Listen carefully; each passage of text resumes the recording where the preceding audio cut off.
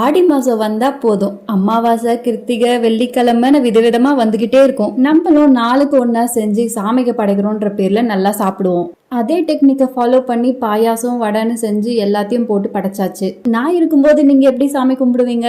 நான் கும்பிடுதான் விட்டுருவேனா அப்படின்னு என் பையன் அப்பப்போ சவுண்டு கொடுத்துட்டே இருப்பான். நானும் அவனை ஆட்டி ஆட்டி தூங்க வச்சுக்கிட்டே இருப்பேன். இப்பெல்லாம் சார் ஒரு லெவலுக்கு மேல போயிட்டு கையை வெளியே விட்டு பார்க்கவே ஆரம்பிச்சிட்டாரு. கையை வெளியே விட்டு பார்த்தாலும் காலை வெளியே விட்டு பார்த்தாலும் ஒரே சாய்ஸ் தான், நீ உள்ள படுத்து தூங்கியே ஆகணும், நான் சாப்பிட்டே ஆகணும். முதல்ல நம்ம காக்காக்கு எடுத்துட்டு போய் வச்சுட்டு வந்துடலாம். அமாவாசையே பெரியவங்களுக்கு தானே படைப்போம். அவங்க எல்லாம் மாடியில வந்து வெயிட் பண்ணிக்கிட்டு இருப்பாங்க.